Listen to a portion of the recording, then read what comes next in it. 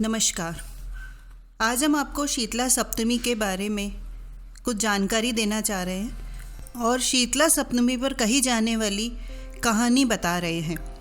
होली के 6 दिन बाद शीतला सप्तमी मनाई जाती है। शीतला सप्तमी के दिन शीतला माता को पूजा जाता है। ऐसी मान्यता है, इस दिन गर्म खाना नहीं बनाते और खाते भी नहीं हैं। छठ के दिन ठंडा खाना बनाकर सप्तमी को सुबह सभी व्यक्ति उसी ठंडे खाने से माता जी की पूजा करते हैं और स्वयं भी खाते हैं। खाने में लापसी, खाजा, चूरमा आदि बनाए जाते हैं। पूजा में हल्दी, कुमकुम, मेहंदी, मोली, काजल, माखन, वस्त्र, सुपारी, पान, पैसे, खाजा, राब, धूप, आरती, लापसी, जल का कलश और बाजरा आदि सभी वस्तुएं ली जाती है। शीतला माता की पूजा कर पतवारी माता की पूजा करने के बाद कहानी कहते हैं। बाजरे के दाने से खेत भी बोते हैं। उसके बाद होली भी ठंडी करनी चाहिए। तो आइए अब कहते हैं शीतला माता की कहानी। शीतला माता की कहानी। चैत का महीना आया, होली के बाद के दिन आए, शीतला सप्तमी आई। सभी लोग कहने लगे, माता आई, माता आई। किसी ने हलवा बनाया, किसी ने पूड़ी बनाई। माता जी के गर्म खाने का भोग लगाया। माता के अंग अंग में आग जलने लगी तो माता दौड़ी दौड़ी कुम्हार के घर गई। कुम्हार को कहा, मेरा अंग अंग जल रहा है, मुझे ठंडी मिट्टी से में लेटना है। ठंडी मिट्टी में लेटने से माता को ठंडक मिली और कुम्हार को बोली कि मुझे भूख लगी है।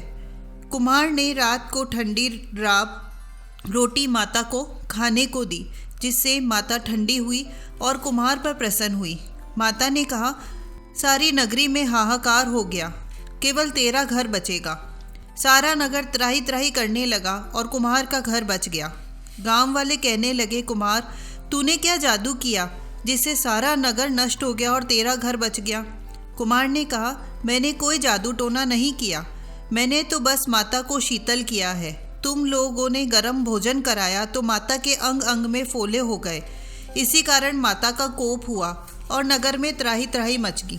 लोगों ने कहा, माता कहाँ है? तो कुमार कहने लगा, माता नीम के नीचे ठंडी छाया में बैठी है। गांव वाले माता के पास गए और विनती करने लगे तो माता बोली, तुम सभी ने मुझे गर्म भोजन कराया जिससे मेरी जीभ पर छाले हो गए, मेरे बदन पे छाले हो गए।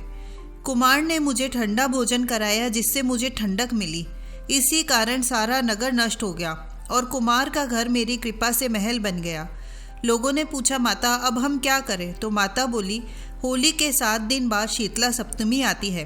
उस दिन सभी गांववासी स्त्रियां छठ के दिन बनाए ठंडे खाने से मेरी पूजा करें, भोग लगाएं।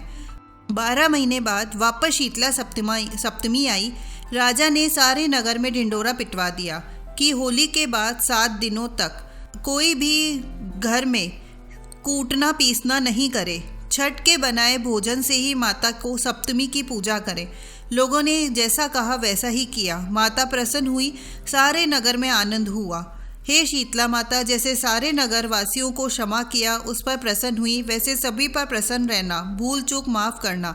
जय शीतला माता की जय हो। शीतला माता की दूसरी कहानी। एक बार एक राजा के इकलौते पुत्र की शीतला माता निकली। राज्य में एक काछी पुत्र को भी शीतला निकली। काछी परिवार बहुत गरीब था, किंतु भगवती का उपासक था। वह धार्मिक दृष्टि से सभी नियमों का पालन करता था। प्रतिदिन नियम पूर्वक भगवती की पूजा होती थी। नमक खाने में पाबंदी थी। सब्जी में छौंक नहीं लगता था। न कोई वस्तु भुनी तली जाती थी। गर्म वस्तु न स्वयं खाता था, न शीतला युक्त बालक को खिलाता था। इस प्रकार उसका पुत्र शीघ्र ठीक हो गया। उधर जब राजा के लड़के को शीतला माता का प्रकोप हुआ था, तब से उसने भगवती का मंडप में शतचंडी का पाठ शुरू करा रखा था। रोज हवन और बलिदान होते थे। राजपुरोहित भी सदा भगवती के पूजन में निमग्न रहते थे। राजमहल में रोज कढ़ाई चढ़ती, विविध प्रकार के गर्म स्वादिष्ट भोजन बनते थे। इसका परिणाम यह हुआ कि उन लजीज भोजन की गंध से राजकुमार का मन मचल उठता और वह भोजन के लिए जिद करता। एक तो राजा का पुत्र और दूसरा इकलौता पुत्र, इस कारण उसकी अनुचित जिद भी पूरी कर दी जाती थी। इस पर शीतला का कोप घटने की बजाय बढ़ने लगा। शीतला के साथ साथ उसके बड़े बड़े फोड़े भी निकलने लगे। उनमें खुजली और जलन अधिक होती थी। शीतला की शांति के लिए राजा जितने भी उपाय करता वे सब व्यर्थ हो जाते। एक दिन राजा के गुप्तचरों ने बताया कि काछी पुत्र को भी शीतला निकली थी, पर वह बिल्कुल ठीक हो गया। यह जानकर राजा सोच में पड़ गया कि शीतला की इतनी सेवा कर रहा हूँ, पूजा अनुष्ठान में कोई कमी नहीं है, पर मेरा पुत्र अधिक रोगी होता जा रहा है, जबकि काछी पुत्र बिना सेवा पूजा के ही ठीक हो गया। इसी सोच से उसे नींद नहीं आई। श्वेत वस्त्र धारणी भगवती ने उसे सपने में दर्शन देकर कहा, हे राजन, मैं तुम्हारी सेवा अर्चना से प्रसन्न हूँ, इसलिए आज भी तुम्हारा पुत्र जीवित है। इसके ठीक होने का कारण यह है कि तुमने शीतला के समय पालन करने योग्य नियमों का उल्लंघन किया है। तुम्हें ऐसी हाल में नमक का प्रयोग बंद कर देना चाहिए। नमक से रोगी के फोड़ों में खुजली होती है। घर की सब्जियों में छौंक नहीं लगाना चाहिए, क्योंकि उसकी गंध से रोगी का मन उन वस्तुओं को खाने के लिए ललचाता है। रोगी का किसी भी के पास आना जाना मना है, क्योंकि यह रोग दूसरों को भी होने का भय होता है। अतः इन नियमों का पालन कर तेरा पुत्र अवश्य ही ठीक हो जाएगा। विधि समझाकर शीतला देवी अंतर्ध्यान हो गई। प्रातः से ही राजा ने देवी के आज्ञा अनुसार सभी कार्यों की व्यवस्था कर दी। इससे राजकुमार की सेहत पर अनुकूल प्रभाव पड़ा और वह जल्दी ही ठीक हो गया। बोलो शीतला माता की जय हो। इसके बाद विनायक जी की कहानी कही जाती है। एक सास बहू थी। सास उनकी बहू को खाना नहीं देती थी। बहू रोज नदी पर जाती, जाते समय घर से आटा ले जाती, नदी से पानी लाती, आटा गूंथती, पंसारी की दुकान से थोड़ा गुड़ घी खरीद लाती और शमशान की चिता पर रोटी सेकती। रोटी चूर कर घी गुड़ डाल चूरमा बनाती। पास ही मंदिर में विनायक जी की पूजा करके भोग लगाती और खुद भी खा लेती। ऐसा बहुत दिन तक चलता रहा। विनायक जी को ऐसा देखकर बहुत अचंभा हुआ और उन्होंने अपने मुंह में उंगली रख ली। बहू तो घर आ गई। दूसरे दिन मंदिर के पट खुले तो लोगों ने देखा कि विनायक जी के मुंह में उंगली है और आश्चर्य करने लगे। सब लोग मंदिर में जमा हो गए और कहने लगे कि जो कोई विनायक जी के मुंह से उंगली निकलवाएगा उसे इनाम दिया जाएगा। सभी ने अपनी अपनी कोशिश की, पर कोई फ़ायदा नहीं हुआ।